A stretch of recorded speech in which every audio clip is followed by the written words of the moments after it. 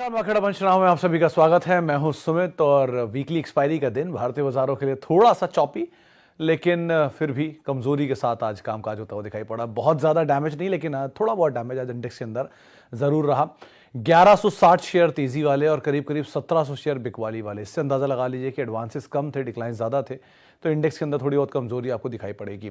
Pressure था banks के अंदर, प्रेशर था सेलेक्टिव आईटी के अंदर, लेकिन सिलेक्टिव आईटी तेजी में भी था। जैसे कि आज परसिस्टेंट नंबर्स के बाद चला, कोफोज नंबर से पहले चला, लेकिन फ्रंट लाइन थोड़ा सा बैकफुट पैच कामकाज कर रहा था। निफ्टी के अंदर थोड़ी बहुत बिकवाली, क्योंकि वो ऑब्वियसली बात है 18,200 वो जोन है जहाँ पे थोड़ा प्रेशर आता ही है, लेकिन 18,100 के नीचे जाने के बाद 18,100 के ऊपर जाके इंडेक्स ने क्लोजिंग दी। Mid cap small cap pressure में है, जिसमें से सेलेक्टिव मिड कैप जिनके नंबर्स अच्छे थे, Polycab better, Havells better, तो उनमें रिएक्शन था। कुछ फ्रंट लाइन जहाँ पर नंबर्स का रिएक्शन था, जैसे कि एशियन पेंट्स नंबर्स के बाद आज टूटा, करीब 2.5-3% के आसपास की बिकवाली वहाँ तो दिखाई पड़ी। और कुछ नंबर से पहले, एचयूएल नंबर से पहले थोड़ा सा स्केप्टिकल है। पीवीआर नंबर्स बेटर थे, उससे पहले शेयर फ्लैट टू पॉजिटिव बंद हुआ। सो ऐसे मिले जुले नंबर्स का रिएक्शन यहाँ पे देखने को मिल रहा है मार्केट्स के अंदर, और स्टॉक स्पेसिफिक स्टोरीज कामकाज करते हुए दिखाई पड़ रही हैं। बहुत बड़ा कोई सीवियर डैमेज इंडेक्स में नहीं। हाँ, अदानी समूह जरूर टूटा, वो अदानी की एफपीओ खबर के बाद पूरा स्पेस टूटता हुआ दिखाई पड़ा। ऑब्वियसली बात, एक ओवर हीटेड स्पेस तो है ही, तो थोड़ा अगर हल्का हो भी रहा है तो कोई ऐसी बड़ी चीज़ नहीं है, तो प्रेशर वहाँ रहा। और बाकी मूड मोमेंटम दिन भर अलग अलग स्टॉक्स के अकॉर्डिंग कामकाज कर ही रहा है। 2-3 इंपॉर्टेंट ट्रिगर है अब, क्योंकि अब हम जाएंगे आखिरी हफ्ते में, जो कि एक्सपायरी का हफ्ता होगा। 1, 2 आप ऐसे ट्रंकेटेड वीक में जाएंगे नेक्स्ट वीक, जहाँ पर छुट्टी भी है। 3 आप बजट के बिल्कुल करीब होंगे। अर्निंग्स, रिलायंस की अर्निंग है कल, तो अब अगले हफ्ते उसका रिएक्शन होगा, प्लस फेड का आउटकम। तो ऐसे बहुत सारी चीज़ें हैं जो कि मार्केट बहुत क्रूशली वॉच कर रहा था। अब उससे ठीक पहले आपका हफ्ता, इसलिए बिल्कुल बाजार डल, कहते हैं ना, लाइट होके जा रहा है, तो उस तरह की सिचुएशन बन रही है, तो उसके हिसाब से आप कॉल लीजिएगा। बट ये दोनों ट्रिगर के आधार पर मार्केट का मूव रह सकता है। स्टॉक स्पेसिफिक के लिए अर्निंग ही आपको इकलौता ट्रिगर दिखता है, तो स्टॉक अर्निंग को आप फॉलो करिए और उसके अकॉर्डिंग अपनी रणनीति आप बनाकर चल सकते हैं। सवाल जवाब का सिलसिला शुरू करता हूं। और हेलो दोस्तों, अगर आप अपना पैसा शेयर मार्केट में इन्वेस्ट करके लाखों रुपए कमाना चाहते हैं तो आज ही आप स्टॉक के साथ जुड़कर अपना डीमैट अकाउंट आप बिल्कुल फ्री में ओपन कर सकते हैं, जहां पर आपका ब्रोकरेज चार्जेस बिल्कुल ना के बराबर लगता है। ब्रोकरेज लगता है तो सिर्फ इंट्राडे ट्रेड में, वह भी सिर्फ 20 रुपये। तो आज ही आप स्टॉक के साथ में जुड़ सकते हैं, लिंक डिस्क्रिप्शन में है, क्लिक करें और अकाउंट ओपन कराएं। बातचीत कर लेता हूँ कुछ सवालों को लेकर भी।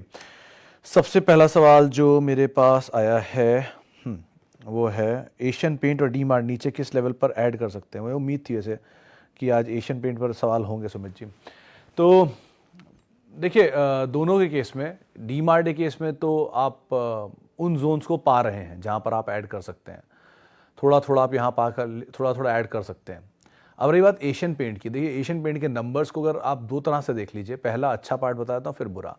अच्छा पार्ट ये है कि वो मैंने ट्वीट भी किया था कि 14 क्वार्टर के highest profit, highest revenues, 8 quarter के प्रॉफिट, 14 क्वार्टर का ही हाईएस्ट मार्जिन, और करीब करीब 7-8 क्वार्टर का हाईएस्ट मार्जिन का फिगर। एबिटा 14 और मार्जिन 7-8 पे। वॉल्यूम ग्रोथ निगेटिव पार्ट है, जो अनुमान बाजार लगा रहा था पॉजिटिव, लेकिन वो आया नहीं, फ्लैट हो गया, तो इसकी वजह से थोड़ा डिक्लाइन है। एशियन पेंट कहाँ तक जा सकता है? वर्स्ट केस में, मतलब मैं जब पुराने नंबर देख रहा था तो 110 के आसपास का पी रहा है। एवरेज पी इसका, मीडियन पी जो रहा है वो करीब करीब 80-85 की रेंज में रहता है। एशियन पेंट कल तक 92 के पी पे कामकाज कर रहा था, पुरानी अर्निंग को आधार मान के। नई अर्निंग को आधार मान के 69 के पी पे कामकाज कर रहा है, तो एक बड़ा ड्रॉप्स में पी के आधार पे वैसे आएगी। अर्निंग अपग्रेड है और शेयर भी टूट गया है। तो अर्निंग अपग्रेड ऐसे हुआ कि इसकी पिछले साल की ईपीएस थी करीब करीब 30 रुपये के आसपास, इस साल की ईपीएस बैठ रही है कहीं 41 रुपये के आसपास, तो पी अपने आप एडजस्ट हो गया 69 के आसपास। तो आप मोटा मोटा मान लीजिए कि 65, 68, 60, 58 ये वो पी है जो कि सही है। 2500 का जोन मोटा मोटा आपके लिए कंफर्टेबल जोन है। इसके जितना करीब आप लेते रहिए, कोई इशू नहीं है। 2500 टूट गया तो बात अलग बनेगी, लेकिन 2500 तक जाने में भी इसको बड़ी मुशक्कत करनी पड़ेगी। अच्छी क्वालिटी है, वर्ल्ड वॉर 2 से आती हुई कंपनी है, ऐसा नहीं कि कंपनी ख़राब हो गई रातों रात। और बिलीव मी, जो कंपनी हर साल करीब करीब 41 की ईपीएस दे रही है इस स्केल पर, 42% मार्केट शेयर के साथ, देश की सबसे बड़ी पेंट्स कंपनी होने के बावजूद, 2000 करोड़ का केपेक्स है, तो ऐसी कोई छोटी कंपनी नहीं है वो जिसको आप हल्के में समझ सकते हो। तो आप लॉस मेकिंग कंपनियों के लिए इतने वैल्यूएशन देने को तैयार नहीं, तो प्रॉफिट मेकिंग कंपनी है, तो अंदाज़ा लगा ही लीजिए। सो कोई भी डिप मिलता रहे आज का या कल का ब्रोकरेज हाउसेज के अपग्रेड या डाउनग्रेड के बाद, तो आप इसको ऐड कर सकते हैं। 2500 is the safest zone. I have India Mart and Info Edge 10% losses. So should I average India Mart and Info Edge at this level? दास साहब थोड़ा सा मैं मतलब गलत भी हो सकता हूँ, लेकिन मैं थोड़ा कॉन्ट्रा थॉट रखता हूँ। इन्फो एज और इंडिया मार्ट दोनों ही केस में क्योंकि एक काम जो एक का बिजनेस है वो दूसरे मतलब इन्फो एज का जो बिजनेस है वो बेसिकली बाकियों के ऊपर वो बेट करते हैं और स्टार्टअप्स के ऊपर, और वो स्टार्टअप्स परफॉर्म नहीं कर रहे हैं अपने धंधे के अलावा। तो इनके अपने धंधे की वैल्यू तो बाजार ने बहुत पहले ने दे दी है। जो वैल्यू दे रहा था वो दे रहा था बाकी के धंधों के ऊपर, जैसे कि जोमेटो के स्टेक के ऊपर। अब वो कट डाउन हो रहा है तो इसलिए स्टॉक भी नीचे आ रहा है। जब तक उन स्टेक की वैल्यू इंप्रूव नहीं होगी या कोई और बहुत प्रॉफिटेबल पी या अपनी कंपनी को लिस्ट नहीं करा देंगे कोई सब्सिडरी को जिसमें इनका इन्वेस्टमेंट है, तब तक के लिए सिचुएशन ऐसी रहेगी। आप नया निवेश तो ना ही करें, बेटर है, लेकिन बैठे रहें पुराने निवेश के साथ। एक रीजनेबल करेक्शन जो ऑलरेडी हो भी रहा है, उसके बाद नंबर्स आ जाएं, स्टेबल हो जाए, फिर कोई कॉल लीजिए, ज़्यादा बेटर रहेगा। लेकिन अभी के लिए एटलीस्ट आप इस चीज़ को ध्यान रखिए, यहाँ कोई कॉल लीजिएगा। किसी एक आउटराइटली खुद के निवेश की कंपनी में होता तो बात अलग होती है, उस पर कॉल लेना फिर भी आसान होता है। लेकिन किसी और के धंधे के ऊपर आप बेट करोगे, वो ग्रो करेगा तब आप ग्रो करोगे, और उसको बाजार इज्जत ज़्यादा दे रहा है, तो इसलिए कॉल एक बार को लेना थोड़ा घबराहट है। मैं इसमें थॉट गलत भी हो सकता हूँ, इसलिए मैं पहले ही कह रहा हूँ कि आप कोई और पक्ष भी एक बार को सुन लें, वो ज़्यादा बेटर होगा। ICICI Prudential, Lombard, SBI Life, which two best for new buying? Sir two best के केस में आप जा सकते हो ICICI Lombard, ICICI Prudential, SBI Life। SBI Life का नंबर तो आया नहीं है, ICICI Prudential और ICICI Life Lombard के आ चुके हैं। दोनों का सर अंतर है, Prudential is into life and Lombard is into general. तो अगर आप जनरल इंश्योरेंस में जाना चाहते हो तो ऑब्वियसली बात है एक Lombard और एक Prudential ही आपके सामने बचा है। SBI के नंबर आ जाने दीजिए और HDFC लाइफ के नंबर जो कल आने वाले वो भी आ जाने दीजिए, तो आपके पास एक फेयर कंपैरिजन होगा कि तीनों के नंबर देख के आप किस में जाना चाहते हो। लेकिन अभी के लिए आपके पास एक ही चॉइस है, लोम्बार्ड, वो ठीक लग रहा है। अगर नीचे की तरफ मिलता रहा तो आप आराम से ऐड कर सकते हैं, but will take some time, क्योंकि इंश्योरेंस का सेक्टर बहुत धीरे चल रहा है और जो ग्रोथ होनी चाहिए थी वो हो भी नहीं रही इस सेक्टर के नंबर्स में भी और स्टॉक्स में भी। बेटर ये है कि आप अगर कोई चुनना चाह रहे हैं तो लोम्बार्ड एक जनरल इंश्योरेंस के हिसाब से ठीक है। लाइफ इंश्योरेंस के लिहाज से भी आप थोड़ा और समय दे दीजिए, SBI और HDFC लाइफ के नंबर आ जाए, फिर एक बार वो कॉल लेना ज़्यादा आसान होगा। Difference between Relaxo and Metro, कौन सा बेटर है to start investing for long term? Always Relaxo. It's not about कि मेट्रो ख़राब है। 67 का PE है सर, कल मैं इसके नंबर देख रहा, नंबर अच्छे हैं इसके मेट्रो के, कि ऑन क्यू बेसिस पे नंबर अच्छे आए हैं, लेकिन महंगा बहुत ज़्यादा है ये। अभी इसने बाजार की वो पिटाई देखी नहीं जो रिलैक्सो देख रहा है। किसी नए स्टॉक पर बेट करने की बजाय आप पुराने स्टैब्लिश प्लेयर पे बेट कर लीजिए। दोनों में अंतर ये है कि रिलैक्सो लार्जेस्ट प्लेयर है फुटवेयर का, not in terms of market cap but in terms of production as well. 5 lakh footwear per day की कैपेसिटी है या प्रोडक्शन करता है रिलैक्सो। 1,30,000 फुटवेयर का प्रोडक्शन करता है बाटा, और करीब करीब 2 डिजिट 95,000 के आसपास या शायद 30,000 के आसपास का प्रोडक्शन है मेट्रो का। और इसीलिए वो स्केल तक पहुंचाने के लिए इनको भी बहुत टाइम लगेगा। और दूसरा, Relaxo is cash rich, almost debt free company, तो आप एक बार को उसमें जा सकते हैं। डिविडेंड पे ऑफ भी अच्छे हैं कंपनी के। और अच्छा करेक्शन भी आ चुका है, तो रिलैक्सो ज़्यादा बेटर पोजीशन प्लेस लग रहा है। मेट्रो के लिए थोड़ा और समय दे दीजिए, अभी बाजार पिटाई करेगा, थोड़ा अपना एटीट्यूड दिखाएगा, उसके हिसाब से इस स्टॉक को रिएक्ट करना ही पड़ेगा। विद टाइम वो सब हो जाए फिर आप एक बार को चुने, वो ज़्यादा बेटर, लेकिन अभी के लिए एटलीस्ट वो महंगा दिख रहा है। Added 1 quantity of Asian paint, Kotak Mahindra bank and DMart, want to know about IGL and Patanjali. दोनों केस में सर आपको नंबर्स को वेट करना पड़ेगा। इनफैक्ट कोटक के केस में भी नंबर्स को वेट करना चाहिए, बट एशियन पेंट को चुनना, कोटक को चुनना, डीमार्ट को चुनना, तीनों में कोई प्रॉब्लम नहीं, आप आराम से चुन सकते हैं। थोड़ा थोड़ा नीचे और मिलेंगे मैक्सिमम आपको, लेकिन पतंजलि केस में और IGL केस में भी नंबर्स आए नहीं है, तो उनकी कॉल लेना थोड़ा मुश्किल है।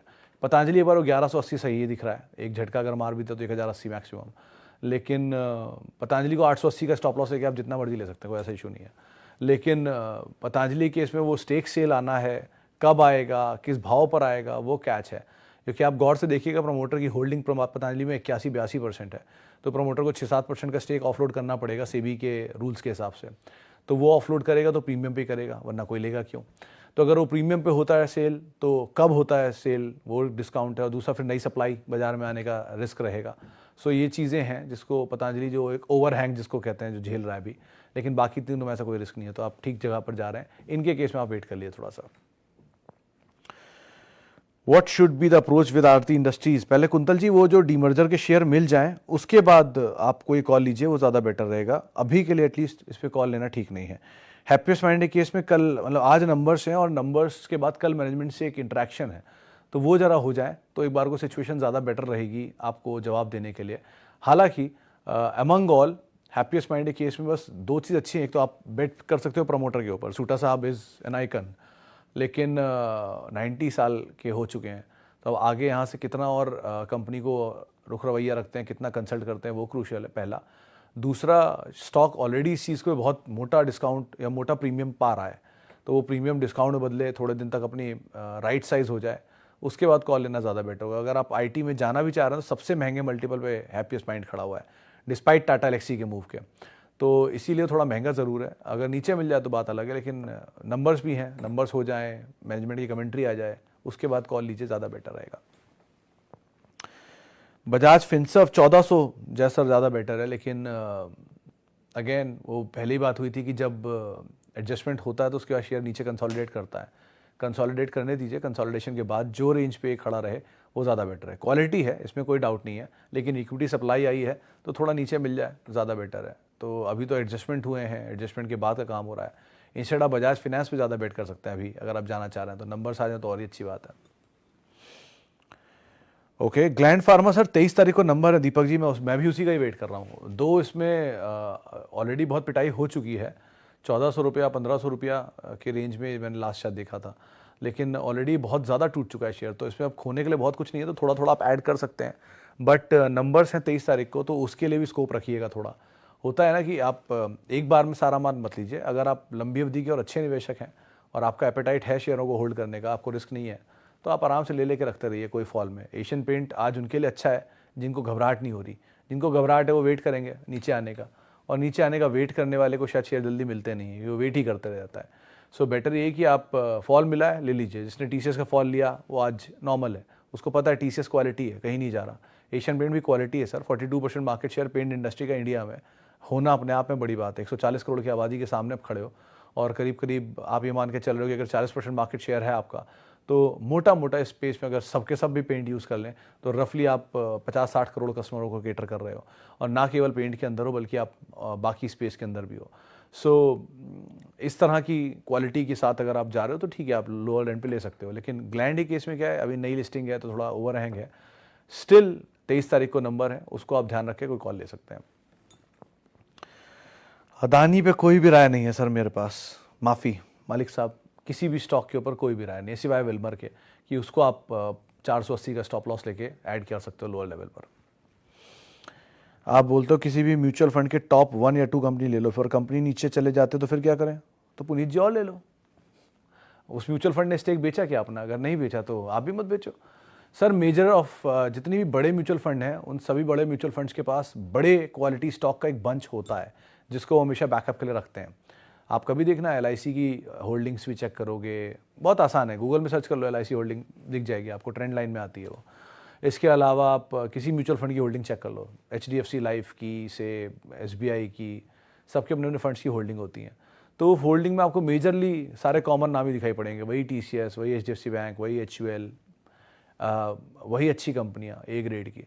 तो A ग्रेड की कंपनियाँ क्यों रखते हैं अपने पास? इसलिए नहीं रखते हैं कि वो A ग्रेड है, इसलिए रखते हैं कि वो हमेशा उनको पता है कि ये बिज़नेस रहेंगे, ये तो आपका पैसा सेव कर ही देंगे अगर कभी बुरा टर्मोइल आता है तो TCS की मार्केट कैप में अगर, या TCS अगर 40% टूट भी जाता है या 20% टूट भी जाता है अपने हाई से, तो भी सर धंधा बंद नहीं हुआ है। 10,000 करोड़ रुपए का सालाना प्रॉफिट कमा के देने वाली कंपनी छोटी नहीं हो सकती। रिलायंस इंडस्ट्रीज देश की सबसे बड़ी कंपनी इसलिए नहीं कि उसकी मार्केट कैप ज़्यादा है, इसलिए है क्योंकि वो हर साल 60,000 करोड़ का प्रॉफिट कमाती है।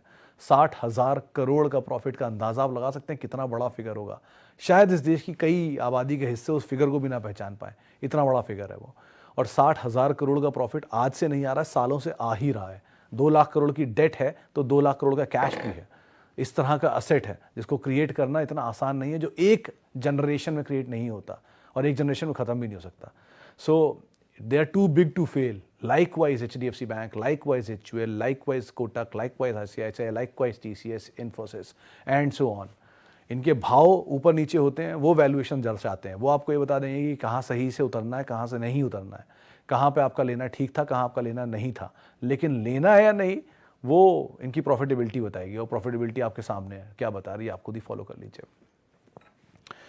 इतने ही सवालों को मैं शामिल कर पाऊंगा. माफ़ी बहुत सारे लोगों से जिनसे बातचीत नहीं हो पाई, और बहुत बहुत शुक्रिया उन सभी लोगों का जिन्होंने सवाल पूछे. आपसे मुलाकात होगी कल शायद जल्दी जाऊँ क्योंकि मुझे सूरत निकलना है कल. लेकिन आप मेरे साथ जुड़ सकते हैं @सुमित रिसर्च मेरा ट्विटर हैंडल है. और साथ ही साथ किसी भी निवेश से पहले अपने वित्तीय सलाहकार की राय ज़रूर ले लें. नमस्कार.